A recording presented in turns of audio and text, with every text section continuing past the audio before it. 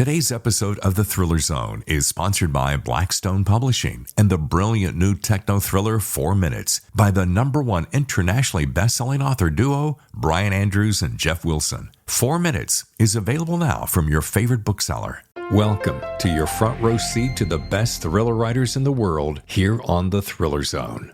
As a child growing up in small-town coastal Rhode Island, Don Winslow credits his parents, his father a sailor and mother a librarian, with nurturing his love affair with books.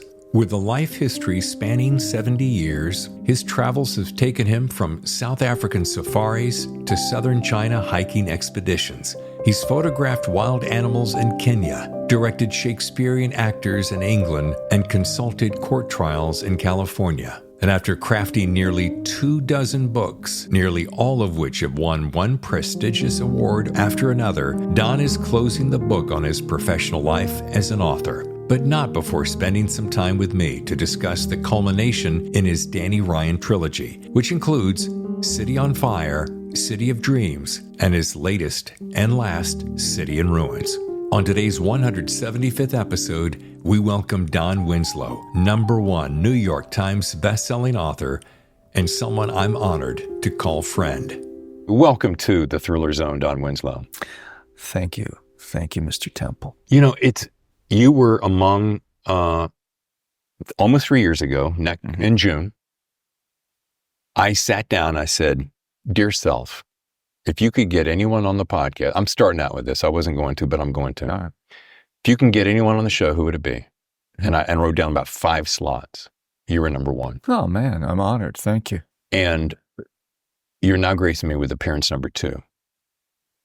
You're gracing me with appearance number 2. So happy to be here. You know, always. We're buddies, and it's good to be here. Yeah. Yeah. Well, I learned early on in my radio career, which spanned about 3 decades, I learned early, don't assume that the audience has ever met the guest. Right. A lot of guys don't play it that way. Yeah. So there are going to be some people listening that don't know who you are. Sure, of course. I know that's going to be a shock. Not at all. And I hope it's not a disappointment. It is not. By the way, City in Ruins. Yeah. I have so many things to say about this. All right. I'm gonna start off by saying wow, which I sent you that text the other morning. Thank you. Very gracious. Which I can do better than that, by the way. Okay. I want to go back down memory lane and start at the beginning, because cool. Before you were that New York Times bestselling author that we all know and love, what were those early days like? Because I know this did not come super easy out of the gate. No. Not out of the gate, not out on the first turn, not on the second turn. No, listen, I was, my first book that took me 3 years to write, because I was traveling all over the world. Yeah. I was working in England, in Africa, in China, in the United States. I was writing on buses and trains, in tents, literally in tents, in Buddhist monasteries, climbing these mountains in Western China. So it took me 3 years to write. And I would try to write 5 pages a day, usually by hand, by the way. Mm-hmm. And I had the pages stuffed everywhere. In fact, when a publisher finally did agree to publish it, which was the 16th publisher, I was in Africa and unavailable to put the book together. And my wife and a good friend just searched through briefcases and pockets and closets and assembled the book to send it off to St. Martin's, So the first 15 publishers turned it down. And I finally got a contract which paid me, I think, $7,500 a book, which wasn't going to pay the rent or the mortgage or anything like that, So I was 7 published books into my career before I could become a full-time writer. Right. But even then, the word on me was, Don Winslow's not a best-selling writer. Don Winslow's not an airport author. I mean, people literally said this to me and to Shane Salerno, my friend and agent. Oh, yeah. Right? Yeah. Don Winslow is not a bestseller. Come on, let's be realistic. Let's be realistic. Don Winslow is not this. Don Winslow is not that. Don Winslow is a cult writer. Right. which is just the kiss of death. Now, I wish I'd known where the cult was, because they were not showing up in big numbers. Yeah. But it was, David, the perfect catch-22, because what the publishers were saying to me was, you're not a best-selling author, therefore they didn't print a big number of books. Well, if you don't print a big number of books, perforce, you're not going to sell the number of books to become a best-selling author, because the books don't exist. So you're in this absolute cycle, right?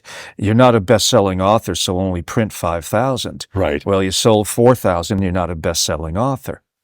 Oh my God. Right? Yeah. And I was in that spin cycle for years, trying to make a living, trying to gut it out. I'm writing books that are getting awards, that are getting, frankly, great reviews. Right. And yet I'm being kept on that certain kind of level, from which you can't break out. And what was going through your head at the time? Were you thinking, okay, well, I'm getting rewards, so there's somebody who is acknowledging the talent, but I'm not getting the push from the publishing, so... How, it's the old axiom of you go in for a job. Well, what experience do you have? Well, I don't have any. Well, then I can't give you a job. Well, how can I get experience if you don't give me a job? Which is exactly how my career started. So, I mean, what's going through your head? Catch-22, all kinds of things. I mean, depending on the day and the season that you ask the question, I mean, look, I can remember after I wrote a book called The Power of the Dog. Yeah. I had $37 in the bank. 37. Right. I didn't know how to buy groceries that week. And Jean's looking at you, your wife looking at you and saying... Jean, Jean. Yeah. She's a different breed of cat, right? Yes, yeah. As a Nebraska farm girl who used to walk through the barn singing to the cows, California, here I come. I vividly remember one time walking out of my office after some publisher had told me what I wasn't and what wasn't going to happen, and movies that weren't being made and all of that kind of thing. And we can talk about all that. Sure. And she's digging out in the garden. And I gave her whatever piece of bad news it was. I forget which particular piece of bad news it was. And she looked up she had, a little shovel. And she says, it's all right. I can always get a job at Subway. Yeah. So I never had... that kind of pressure or a wife telling me you can't be doing this or you can't be doing that. Early in my career, before I was published, so I guess it was before my career. Yeah. I came back from China, leading one of these hiking trips, again, piecing together a living. Yeah.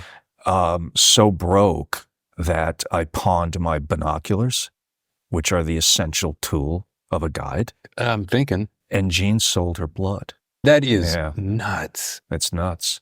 I remember having like $8, and I pawned the binoculars for, I want to say, 15. And we bought like pasta and rice and that kind of stuff, And it makes me laugh a bit bitterly. It makes us laugh a little bit, because some people who don't know us very well now will snarkily say, oh, she married him for his money. Right. Because obviously she didn't marry me for my looks. and we kind of go home and laugh, because, if she married me for my money while she was selling blood, it was a pretty foolish decision. Yeah, I'm guessing. So I think some people look at where my career is at now, and they look at the movie deals and the contracts and the New York Times bestsellers, and they think it was always that way, and it's only been, I was in my 50s I was before going it was to say, that way. Yeah.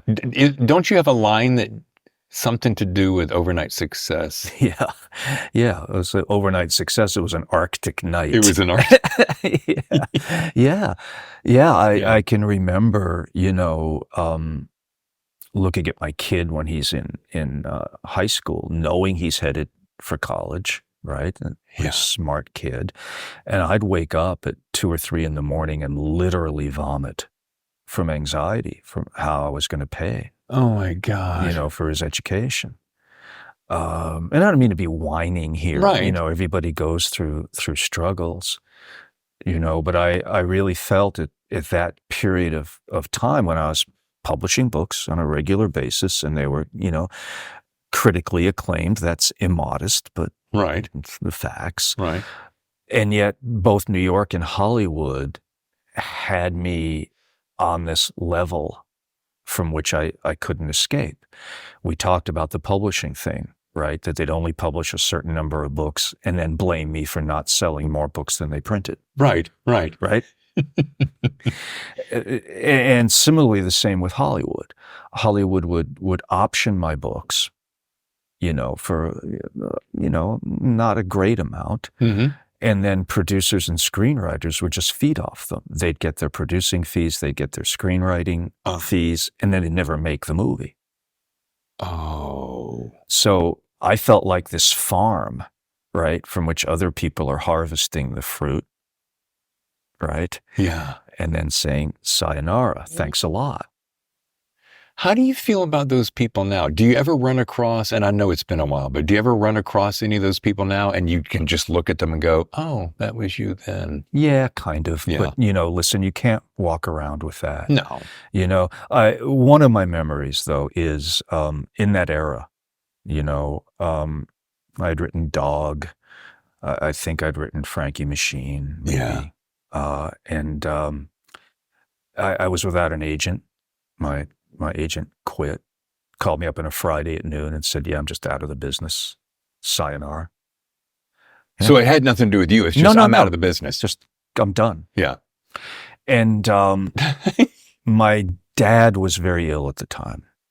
And I was flying back and forth from the West Coast to the East Coast because I was still working as an investigator and a trial consultant. Right. And I had a big case in California, but I was flying back and forth to Rhode Island as my dad got sicker and sicker. Yeah.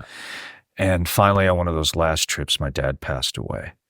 And I was flying back to California to get to work, and I was supposed to have sent my next manuscript to an agent whose name I won't tell you. Right. And I was late with it, and I called him to apologize, because I'd been involved with my dad. Yeah. And he said, it's not like we were all waiting at the door for it to come over the transom.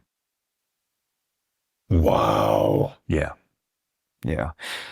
So this is a recurring thing. I mean, so you'll never make it here. You'll never hit the airports. You'll never have it optioned for movies. So as my listeners who are aspiring writers, they're sitting here thinking, geez, if Don Winslow had that and I'm facing some of that, how long do I have to do this until maybe I can get to even a modicum of that success? Well, let's flip that dynamic. Okay. Mm-hmm. If I went through all of that and I made it through, so can you. Yeah. Right. Let's take the reverse lesson from that. Sure. Okay. Rather than be discouraged by it, let's be encouraged by it. Yeah. Because I think that if there's a lesson, I'm not saying that there is one, but if there's a lesson, it's don't give up. Yeah. Don't give up. Because you're going to hear no. Yeah. Right. You're going to hear no, but it only takes one yes. Now with me, I mean, the big turning point was the Story Factory and Shane, and that's a whole other story. Well, I want to drill down at it because as you look at all these doors being slammed in your face, I want to know how you met him, when you met him, what was your initial feeling, and what was his initial sense that he had something. I know that's a 4-part question. It is, and you probably have to ask him about his initial sense, what he thought and what he felt. We had met doing a TV series together back in the day, and we kept in touch. We're friends, we liked each other a lot. Yeah. And sometimes I'd call him and we'd be talking and I'd be telling him what was going on with Hollywood. Yeah. And he'd be saying, well, don't option it to this guy for this reason, or, oh, they're just doing that. Right? Like they might buy a book of mine because a director liked it and they wanted that director to do another film. And as soon as he did that film, they'd drop my project. Oh, wow. Whoa. Yeah. Yeah. And so he kept giving me advice, and we would keep talking. And, things kept going downhill, you know. Savages. I wrote a book called Savages, right? Yeah. And I sent the first 14 pages, I think, to Shane, because I wrote the first 14 pages in a burst. I mean, literally a couple of hours. Right. And sent it to him with email with a message saying either I'm crazy, and this is the biggest piece of crap ever, or we're onto something, but I don't have the perspective to know. And he wrote back within 20 minutes, I think, saying, drop everything else you're doing and finish this book, which I did. And it was instantly sold to Simon & Schuster. A few months later, Simon & Schuster fired that editor who had picked the book up. And once again, I have a book that's an orphan in a publishing house, which is bad news. Yeah. Right. They're not going to promote the book. They're not going to market the book. That's around the time that Shane and I decided, because Shane, for those of you who don't know, Shane Salerno is an A-list screenwriter. Yeah. Right. He's written some really big movies. He doesn't need Don Winslow, right? Or to become an agent. Right. But we decided, I think he said one day, why don't we do this? Why don't we just do this? Why don't I represent you? And that was the start. That was it? That was the start of the Story Factory. And do you know we've never had a contract? In Hollywood. In Hollywood. This says a lot about both of you. We had a handshake deal. I don't even know if we shook hands, to tell you the truth. That's just an expression, I think. But that level of trust, we've never had a contract. We've never anything like that. We just said, okay, X%, whatever, the standard is, and moved on. You got to stop and give that a second to unpack, because having spent 3 tours of duty in LA, in Hollywood, I realize that is an anomaly. Yeah. And that's really amazing. And I have fortunately been able to get a chance to spend time with him on the phone. I've never met him, don't know what the guy looks like, but we've spoken, and he seems like that kind of guy that says, if I'm going to do it, I'm going to do it. And I think in the beginning of your dedication was like, Shane did everything he ever said he would. Yeah. How about that? Yeah. How about that? Yeah. Rare. Ferocious guy, heart of a lion, And listen, we started a war. We started a rebellion on both coasts. How and why? Well, because, one of the big issues in my career was, again, you're in the catch-22. If you're not selling X number of books, they're not going to put the money behind them to market them. Right. To advertise, all of that kind of thing, right? Right. Okay.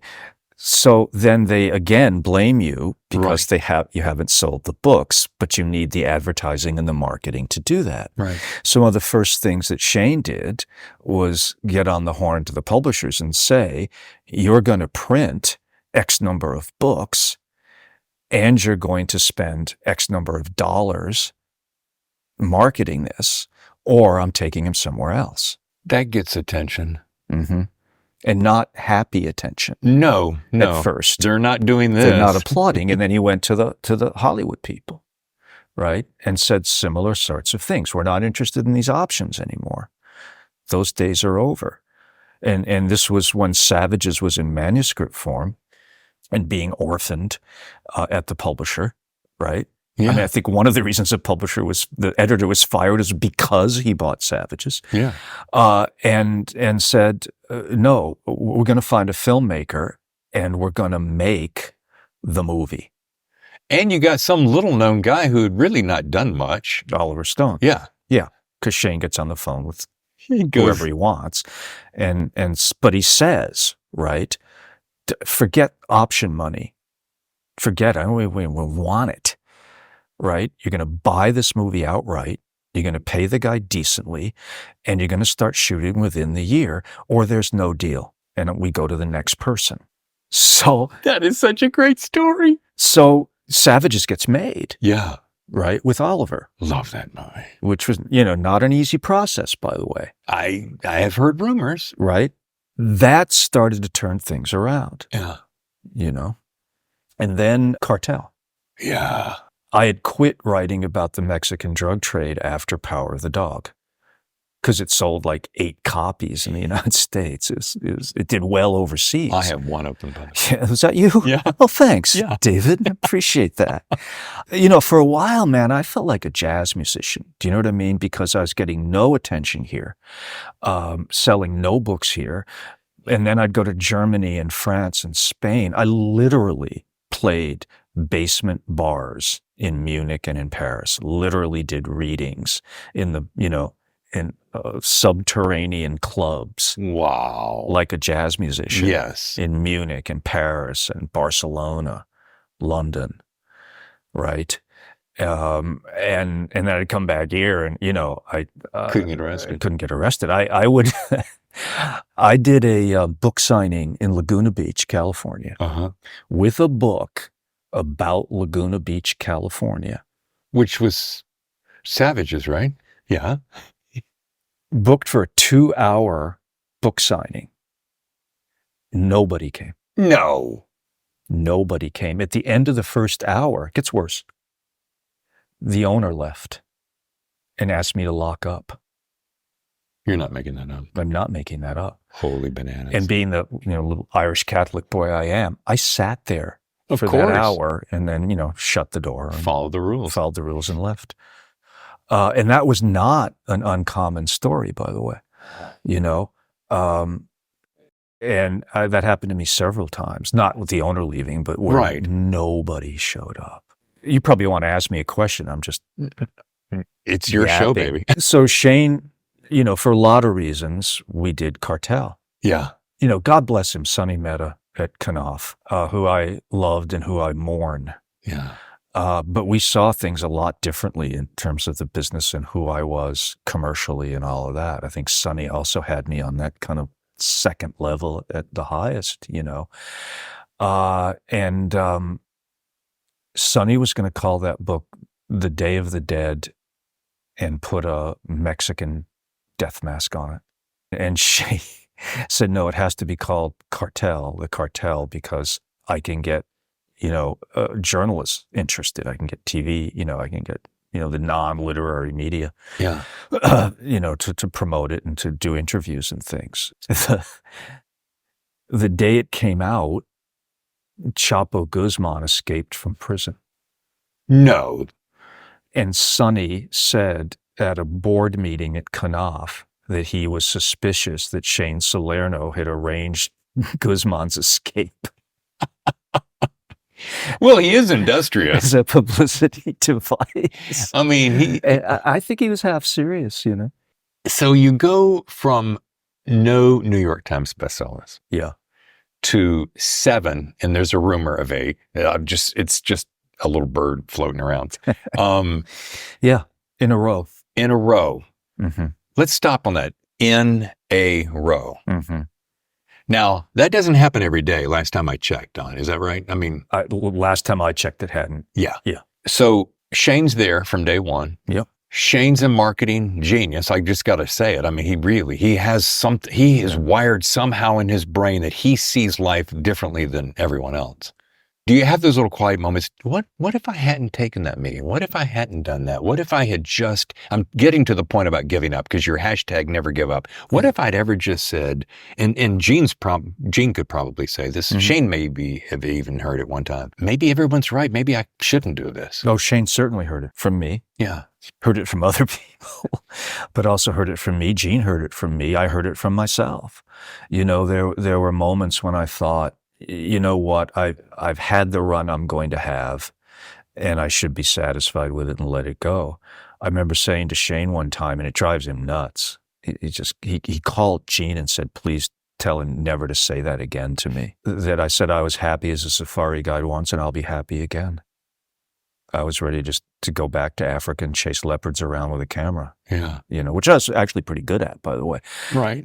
But sure. So somewhere in that question, I am reflecting back to your mom, who was a librarian, and I think to myself, she gave you wicked access to all sorts of books, which is one thing I love about, we share that our mothers right. were both in libraries, huge passion with books. huge access and huge encouragement to go read everything you can. Mm-hmm. What kind of life lesson outside of the access to those books did you walk away from her? Because I know she was so influential. Well, that the world was big and that I could have it. There you go. You know, I grew up in this little New England fishing town where the expectations of kids was not high. Yeah. But in this little library, which about the size of this room, no bigger, I could be anywhere in the world. Mm-hmm. And if I slid down one of the aisles 20 feet, 10 feet, I could be at any time period in the world. The opportunity. Yeah, the opportunity.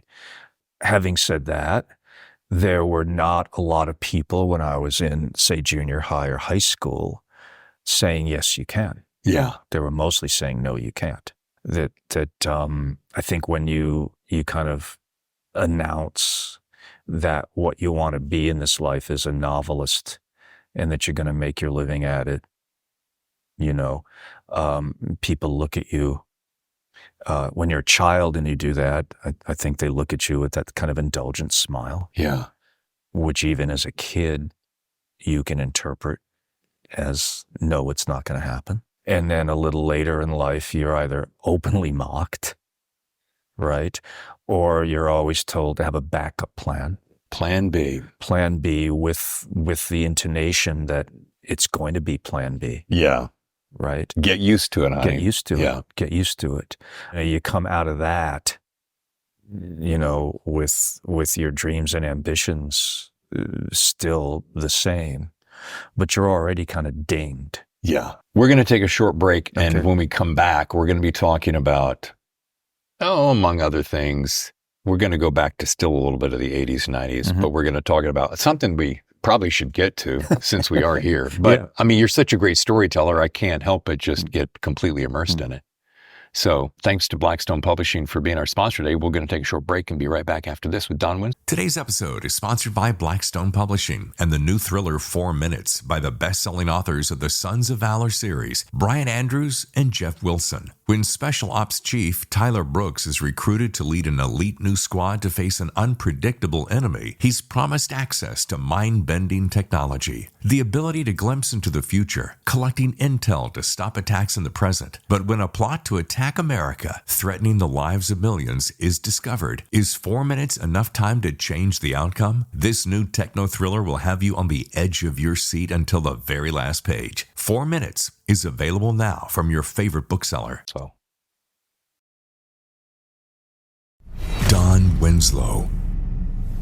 The final novel. City in Ruins. April 2nd.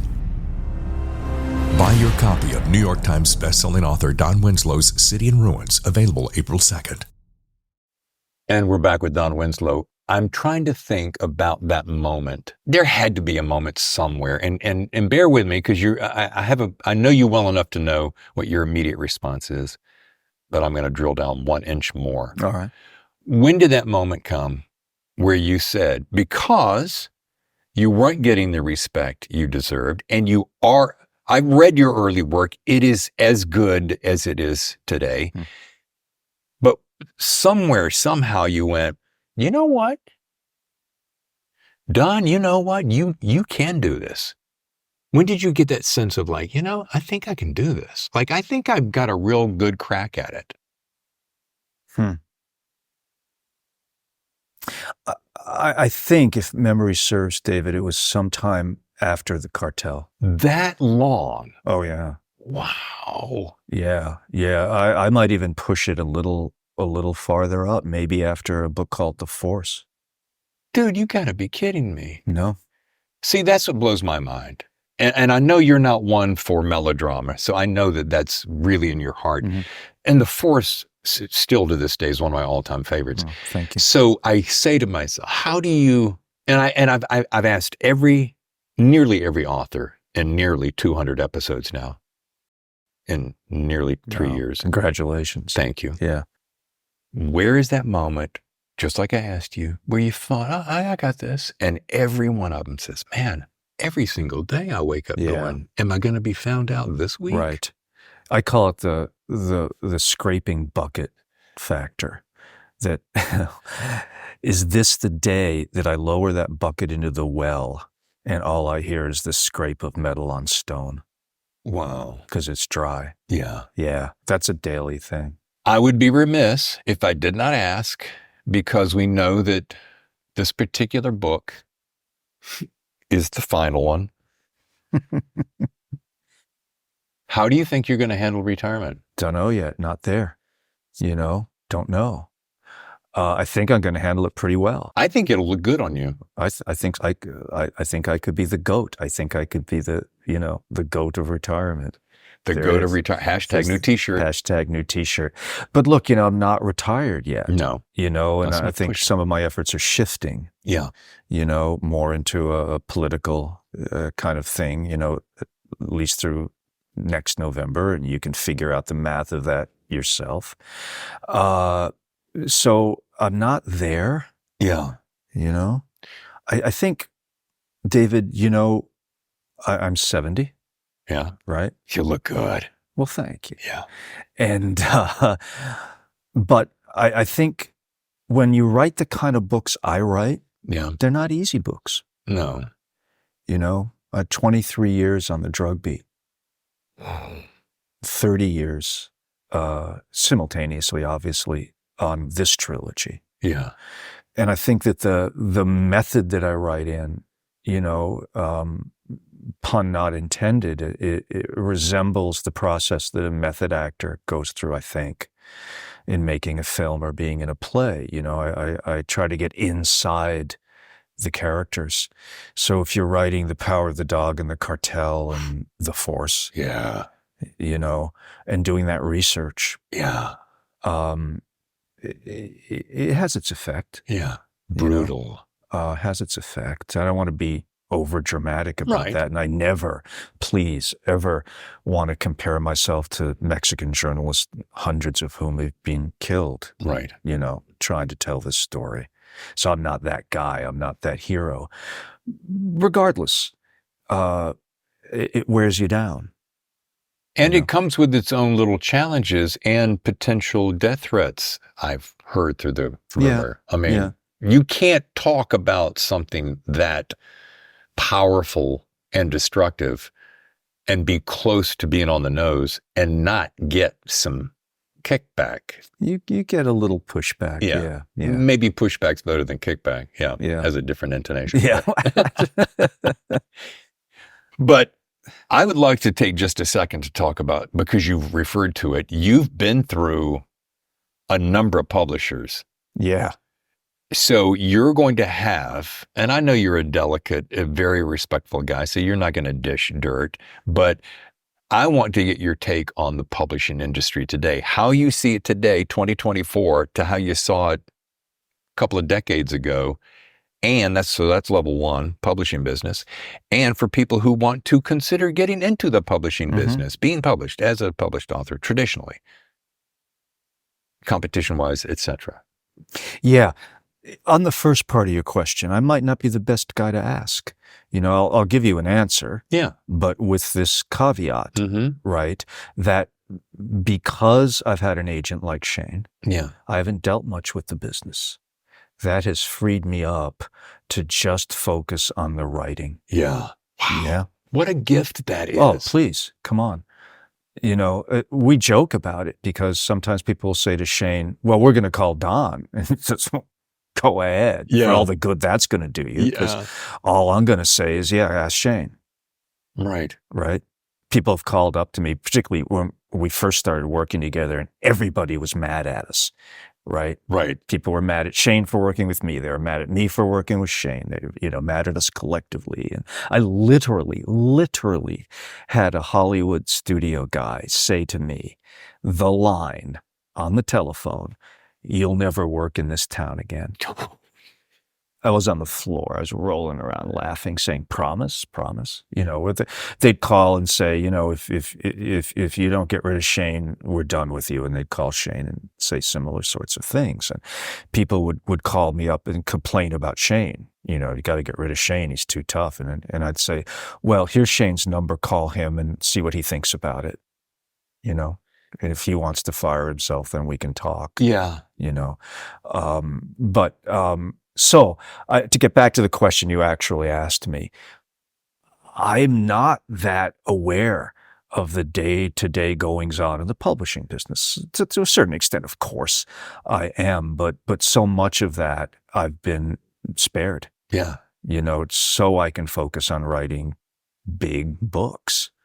Well, you were there when it was the Big 10, then it was the Big 7, Yeah. then it was the Big 5. And now it's what is it? 3? 3. Yeah. Yeah. I don't think publishing knows what it is right now. I think it has a problem of identity. Yeah. Because of what you just referred to, but also because of all the platforms that are out there now. Yeah. I will say this. The book has been declared dead more often than a mafia godfather, right? I've heard that now forever, right? Right. And it never is. It never is, and I don't think it ever will be. I think that people, human beings, love stories. They're always going to want the story. When Bonk and Gronk went out and killed a woolly mammoth, and the first thing they did when they came back to the cave was they told the story of it. And then the second thing they did was they painted the story on the walls, really kind of the first novel. Right. Right? You can see the little pictographs of Bonk and Gronk going out with the spear, and then there's the mammoth, and then they come back with the mammoth, and 1, 2, 3, 3-act story on a cave wall. And they have a TV series now, don't they? TV series, probably many of them. So the platform's going to change, as it has throughout history, by the way. It's nothing new right now. Yeah. Right? Through history, Gutenberg invents the printing press. Right? It changes the way that the stories are delivered, but yet the stories are always delivered because people always want them. So I think in one form or another, this industry is always going to exist. But right now it is. It's a little bit chaotic because of technology and trying to figure out who are we now and, how do we go about this? And how about we sprinkle in one of the hottest topics of the day, which is AI. And what do you think about that as it pertains to? Listen, I don't think that a computer is ever going to have a soul. It's working on it. It's working on it, but it's not going to get there. Yeah. It's not going to get there by definition. Right. Right? Machine.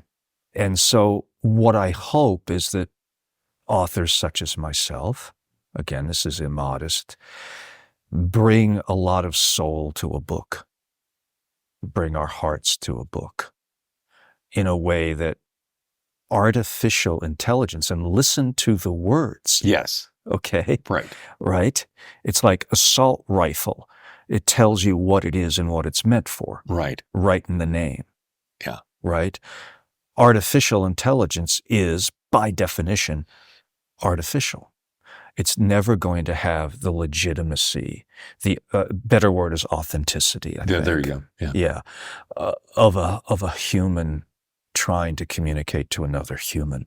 Because really, the model is to ingest information and then spit out something similar. But back to your point about heart, you can write a heartfelt scene, but the nuance of you did this in this book time and time and time and time again, and especially near the end, where and I consider myself kind of a guy's guy, but I teared up in a couple of places because it reaches in and it pulls that heartstring and it snaps it, and AI can't do that. Yeah. I'm, as we know, an extraordinarily macho guy. You are. And I, look at that. And I teared up a couple of times writing this book. And you wrote it. And I wrote it. Yeah. So I don't think that artificial intelligence is ever going to be able to do that. Yeah. Then again, as we've discussed, I'm coming to the end of my career. And so it's not something that on a personal level I worry about. Getting to the second part of your question. Boy, you are a good listener. Look, years. interviewed people for a living. I know. Right? Yeah. Not in this realm, but in the, criminal trial realm. What I tell aspiring writers falls into two categories, really. One, we've already discussed, never give up. You have to be almost insanely stubborn to make it in this business. When I was failing at it, which was most of my career, right? Mm-hmm. I had read somewhere that out of every 10,000 people who write writer down on their income tax form as their profession, out of every 10,000, one makes a living at it. Wow. Yeah. I read that statistic. Now, a normally sane person would give up. Right. I said, I am legitimately and sincerely sorry for the other 9,999, but in this life, that's my slot. Good for you. And I'm taking it. Yeah. The other thing that I try to say to aspiring writers is do the doable. Right? Because everybody, long about January, right? So I'm going to write my book this year. No, you're not. Not if you phrase it that way. And for very good reasons, right? Because, and I remember it well, you're trying to make a living, right? You're trying to pay the rent, the mortgage, put food on the table, buy diapers, whatever it happens to be. Or you have relationships and obligations and things. Right? That are eating up the time that you would otherwise take to write the book. Yeah. So if you put it out, I'm going to write my novel this year, it's not going to happen. And what's going to happen is long around February or March, you're going to look and you have 5 or 6 pages and you're going to give up again until you make that promise the next year. So what I try to tell people is, don't say you're going to write your book this year. Say you're going to write a page on Tuesday. There you go. Right? There you go. Set a goal that's doable, but then do it. Yeah. Right? When I was first, trying to write my first book, which became something called A Cool Breeze on the Underground, I had heard Joe Wambaugh say that when he was a murder cop in L.A., he wanted to be a novelist. And he decided he was going to write 10 pages a day no matter what. Now, I heard this on the radio. I was directing a play in England, and I heard it on some radio interview. And a few weeks later, I was in Africa, sitting in front of a fire with a malaria relapse and amoebic dysentery. I weighed 94 pounds. And I got thinking, I probably should get serious about writing this book. And I remembered what Wambaugh had said. And I thought, I can't do 10 pages a day. That's not going to happen, but I can do 5. And so 5 pages a day, no matter what. And how long? 3 years. Where did I hear? Did you say this? That if you wrote only 1 page a day, every day, by the end of the year, you'd have a novel. You have a novel. It's a short one, but you got one. Sure. Yeah. 356 manuscript pages is a little short, but basically you have a book. Yeah. 1 page a day. Yeah. That's why when I hear people go, but I'm so busy, I'm like, oh, so you don't really want to do it. Oh, yeah, I do. Well, no, because if you did, you would. No. I'll tell you, one thing I learned pretty early in life is people will tell you what they are and who they are. You show me where they put their money and their time, and that's who they are. Yep. 100%. 100%. 100%. 100%. I primarily define myself as a husband and a father, right? So when I was writing, when my kid was a kid, I never shut the door. Yeah. And if he came into where I was working and wanted to play or wanted to do whatever, I stopped what I was doing. That's a good dad. I'll do it later. Yeah. I'll get up a little earlier tomorrow. I'll stay up a little later tonight to get those 5 pages done. But if I define myself as a father, this is where I put my time, right? Because look, the world's not going to suffer if Don Winslow writes 1 less book. Let's get real, right? But the kid would suffer and I would suffer. Yeah. If I didn't get out there and throw the ball around or go play Star Wars and, kill 100 Star Troopers or whatever the hell it was. Right. Yeah.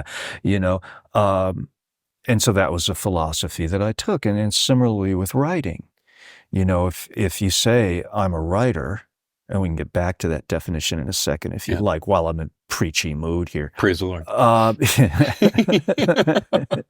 Well, this is your specialty. I don't want to get... Yeah.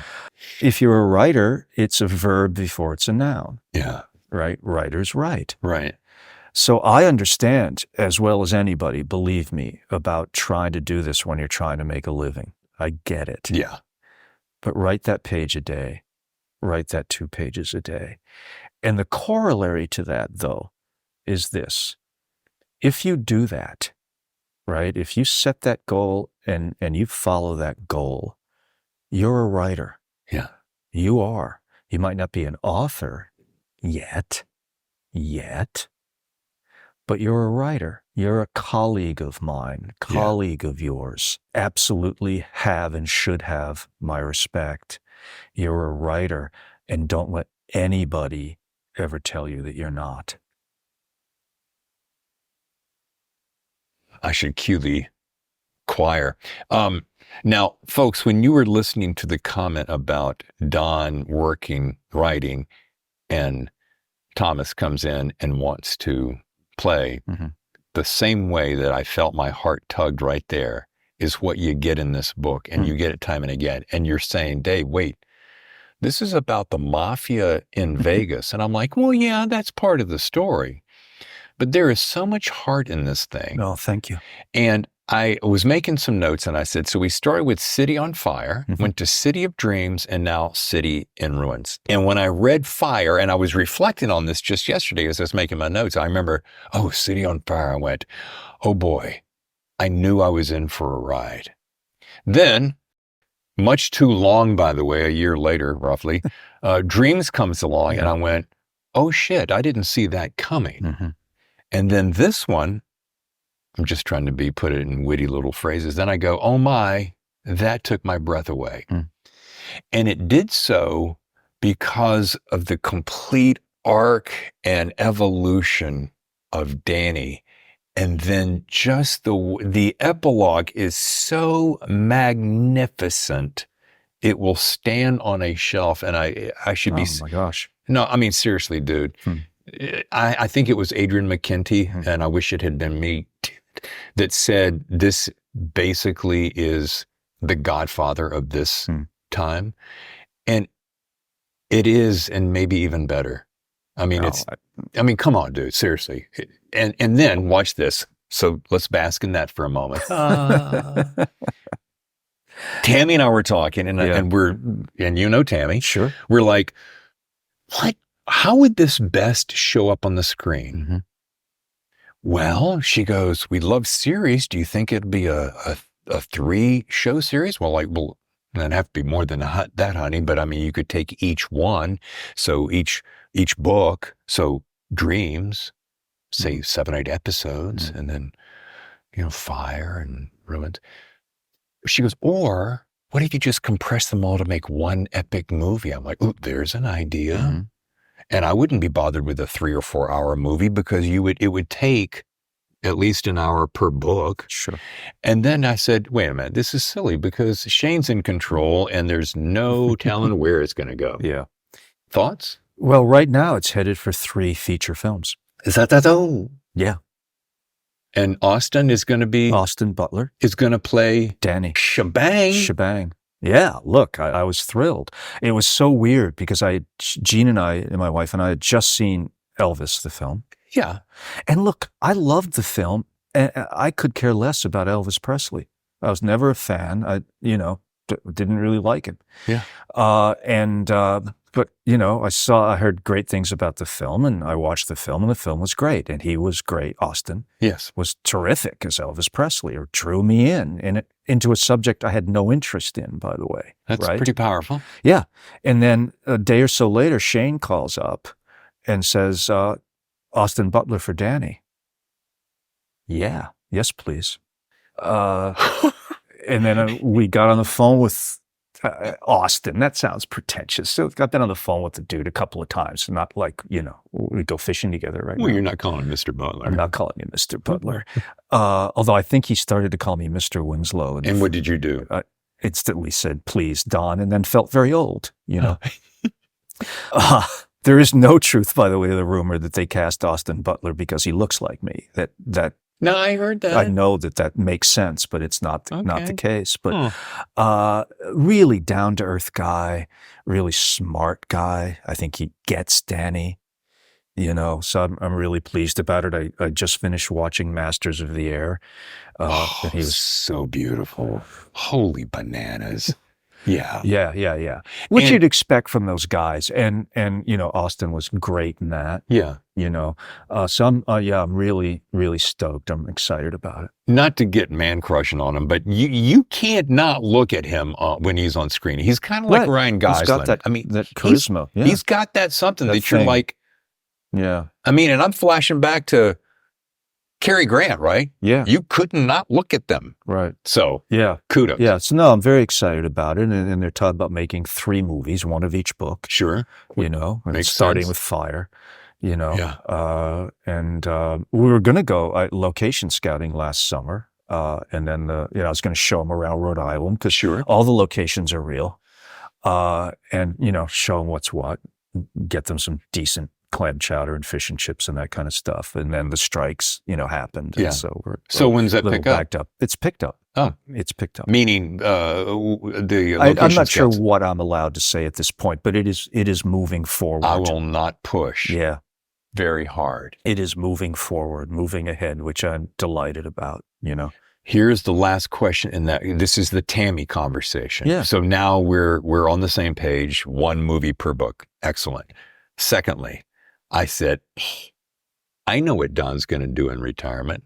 Slightly tongue-in-cheek, slightly. All right. I know what he's going to do. I'm interested to know. I know what he's going to do. Yeah. He's going to direct. No. But, and I'm like, well, of course, she goes, do you think so? I'm like, no, of course he wouldn't. However, Don loves movies. I know a handful of his very favorites. Mm-hmm. And I'm like, who better, except that is not his thing. Right. But as an EP, you can kind of. No.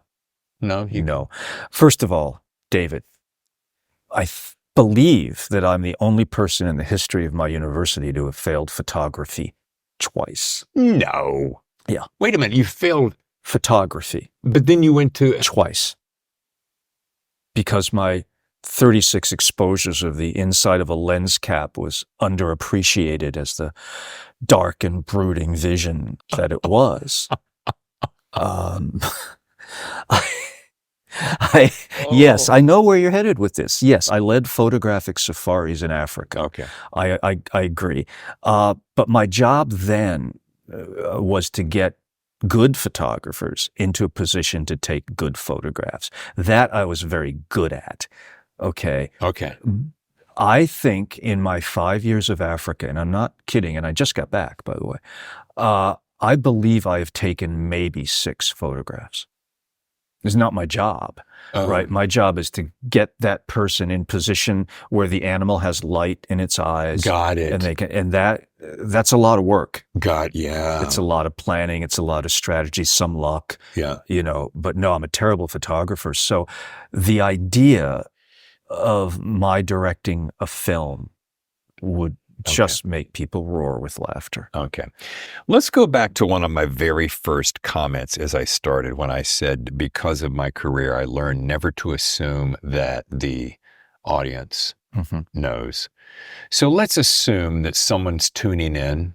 I know it's crazy. It is the thriller zone, who goes, oh, I've heard about this Don Cat. I want to read something. And gosh, maybe I'll start with the City trilogy. Yeah. Okay. So could you, in your illustrious fashion, give me a nice little, because I know you went back to Homer and the classics, but could you give me just a tiny little, hey guys, here's what the 3 books are. Sure. And this is how it ends here. Sure. The 3 books all center around a character named Danny Ryan, although there are lots of other characters. And we followed Danny on an arc through the course of about 30 years, beginning with him as a longshoreman / fisherman / muscle, minor league player in the Irish mob in Rhode Island. He gets drawn into a losing gang war, book 1. Book 2, City of Dreams. He's a refugee. He's a fugitive, running with his elderly father and an infant son across the country trying to find a place to put his feet. He ends up in Hollywood and has a love affair with a Hollywood actress. Book 3. During the course of book 2, he's acquired quite a bit of money in a way we won't discuss. And he invests it, and he becomes a casino hotel mogul, a billionaire in Las Vegas, city in ruins. I got the idea when I first started to read the Iliad, Homer's Iliad, in my 30s. And when I read the Iliad and the precipitating events that caused the Trojan War, I was starkly reminded of incidents that had happened in real life in the New England that I grew up in, where the Irish and Italian mobs, who were once buddies, got into a quarrel over a woman on the beach. 90% of the Iliad takes place on the beach, by the way. And it started a war that 10 years later had racked up something like 43 lives. And I went, well, I already know this story. This story I grew up around. Wow. I had left a restaurant when I was 14 years old, and 2 hours later, 2 guys were gunned down in that restaurant. For real? For real. Whoa. I wondered, and the answer's still out, right? Could I create a contemporary crime epic, a trilogy, that told the stories from the Iliad, the Aeneid, the Odyssey, and some Greek tragic dramas, and have them be fully modern, where you could read them with no knowledge of or reference to the classics whatsoever? Yeah. Which is the way most people have read them. But still take the characters and the stories and those eternal themes from the classics. And that's what's so... Geez, I don't want to be riddled with cliches, but that's what's so mind-blowing about this, because mission accomplished. Well, thank you. I hope so, It is a book that I could have easily read in one sitting. I mean, I have gotten pretty fast in my reading for this show, but it's it's such an easy read. Thanks. So I took 3. Okay. I took 3 sittings. Yeah. Because when I just wanted to savor it. I appreciate it, though. Well, and Don, a little bit, and this is all sincerity. I'm not blowing smoke. You know me. I don't do that. I know, right? But I knew I wanted it to last because I knew that was it. There are books I've read like that. I remember reading Jim Harrison's Brown Dog and slowing down as the pages got thinner because I didn't want to leave that world, That's exactly what I did. I mean, the epilogue is just, I teared up, man. It was just one of those things. I think I teared up because the story was just so gorgeous by the end and so perfectly crafted. It's one of those stories where you're like, oh, I know where Don's going. Yeah, I got this. And then you go, oh, okay, well, didn't see that coming, but just powerful. So I always try to boil things down. People ask me constantly for blurbs, and I'm like, well, do I give you a blurb because I'm interviewing you? I don't know. I said, but I always do this as an exercise, like one word. And I'm like, oh, I know what this is for Don. I'm like, oh, no, that's not it. It's not right. Oh, I know what it is. Oh, it's not powerful enough. And I came up with it, and it's satisfying. Oh, and I know that sounds, really, David? Is that kind of like, it was nice? No, it was because it was so thoroughly satisfying. Well, that's really meaningful to me. Talk about that epilogue, right? That was hard to write. That was tough to write. I don't want to give away, the story. But I'm writing that epilogue, David. It wasn't only being aware that it wasn't only the end of that trilogy, it's the end of my career. Yeah. Yeah. That's why. And so, and I was looking back at those years of struggle that we talked about. Yeah. Right? And not being there anymore. Not being in that place. When I began this trilogy, Thomas was a toddler. Yeah. Right? I was in that struggling place. of hearing, you're not this, you're not that, everything that I wasn't, you know? And then I'm writing this epilogue in a place that I don't worry about the mortgage. In fact, I don't have one anymore, right? Where I have had 8, 7 coming on 8, I guess, consecutive bestsellers. I have had the film deals. I've had this career and this life far bigger and better than I ever dreamed or probably deserved. And so writing that epilogue, yeah. Powerful, powerful. I could not help but think. Now, granted, it's mirroring what you just said. Mm-hmm. Thomas was a toddler. You started it. Mm-hmm. Thomas is now a man, mm-hmm. professional, mm-hmm. married. Mm-hmm. So when I got to the epilogue, yeah. I couldn't help but go, I know. I don't know if I should say this or not. I will. When I turned the book in with the epilogue in it, there's a wife, Ian's wife, mm-hmm. in the book. I guess this is Freudian, but I typed in Jean's name instead of the character's name and didn't realize it until the editor pointed it out. Yeah.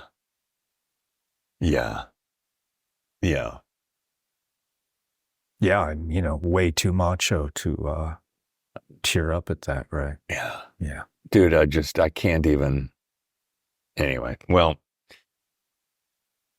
I told myself I wouldn't go down certain pathways because I think it was that moment when I'm like, man, I'm not going to get my. We've known each other a while.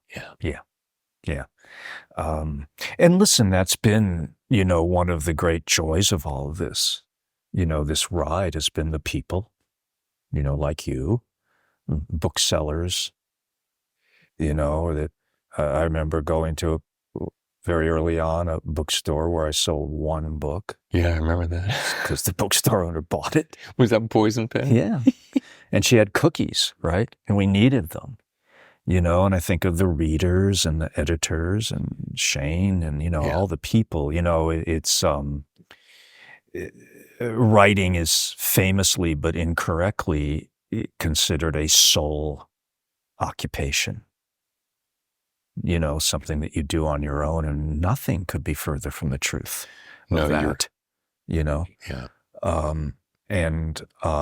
We think about a self-made man. There's, no such thing. I start work at 5:30 in the morning, right? I turn the lights on there.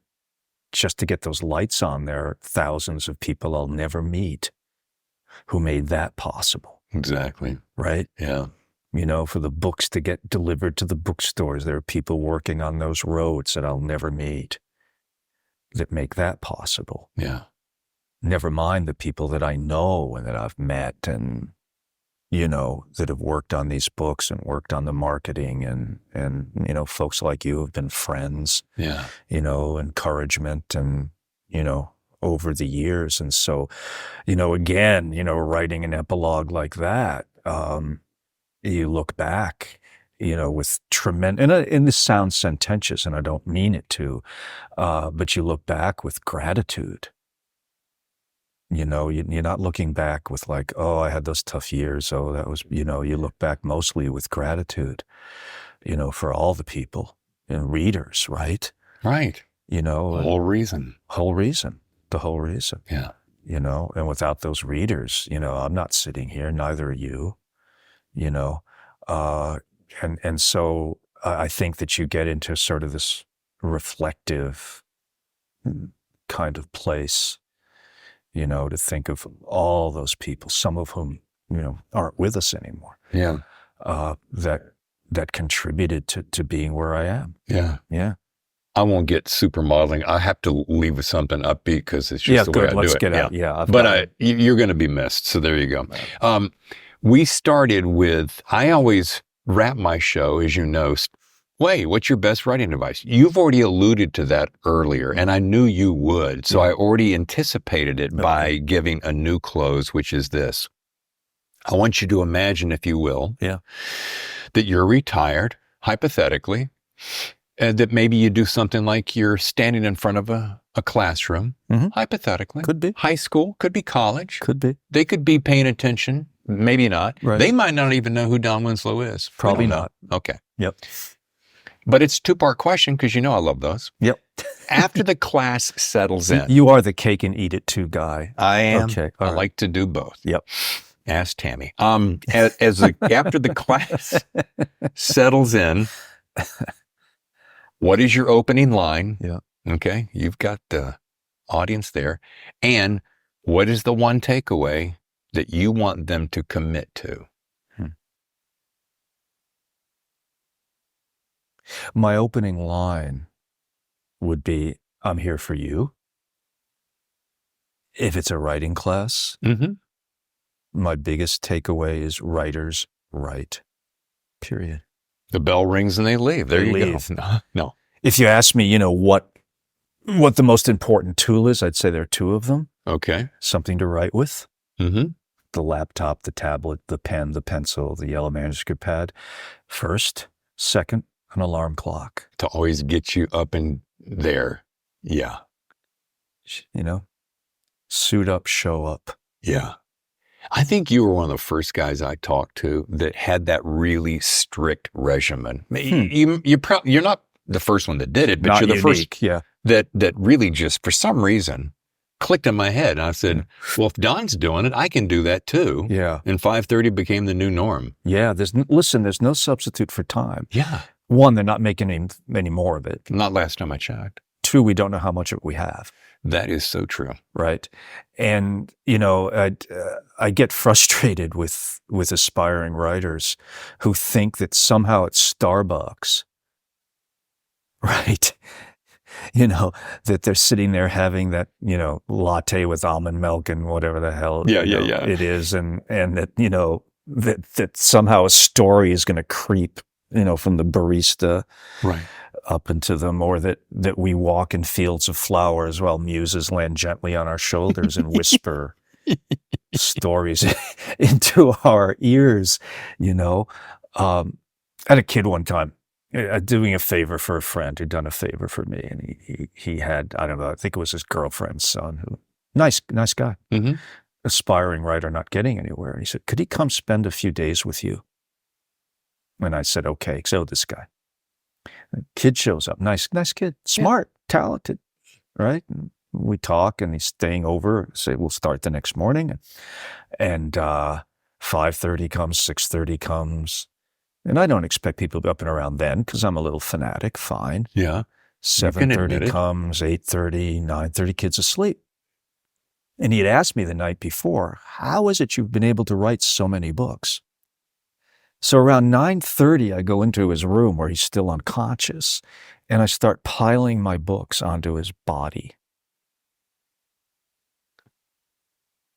20-something of them, right? And then I wake him up. And I say, last night you asked me how I write so many books. It's because I've been up for 4 hours. Yeah. That's how I write so many books, and I wish it were more romantic than that, more complicated than that, but it really isn't. No. And it's so funny. People are always asking, and I've certainly caught myself doing this. What's the secret sauce, the magic, But the real secret sauce is just getting your ass in the chair and committing to it. Suit up and show up. Yeah, exactly. Yeah. I wish there were a secret sauce. That'd be great, wouldn't it, David? Yeah, if you could bottle it. I'd love that. Come on. That'd be great. If I could just get up and open a bottle of that, good. I'll go back to bed or, watch bad TV or something. I'd love that, but it's not. You haven't gotten to retirement yet. So as we close, see, you don't know what that's going to be like, but I do have a reasonable request or a reasonable question, I think. Let's pretend that the tour is over and you don't have any commitments to have your manuscript on time.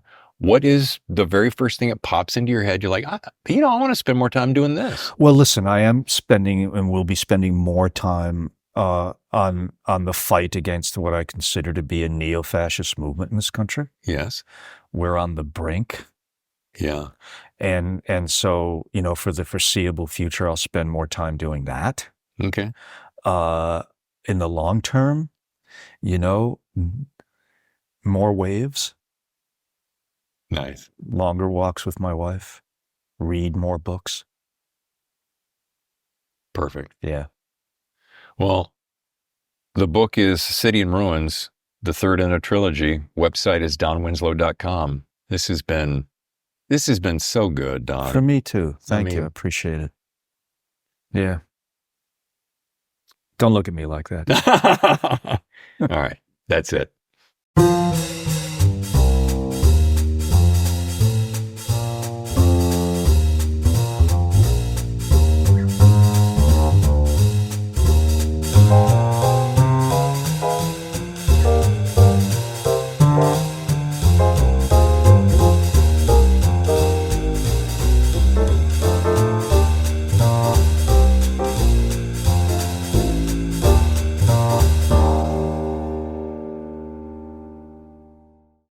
The Thriller Zone has been presented by Blackstone Publishing and the exciting new techno thriller 4 Minutes, now available from your favorite bookseller. Learn more at blackstonepublishing.com.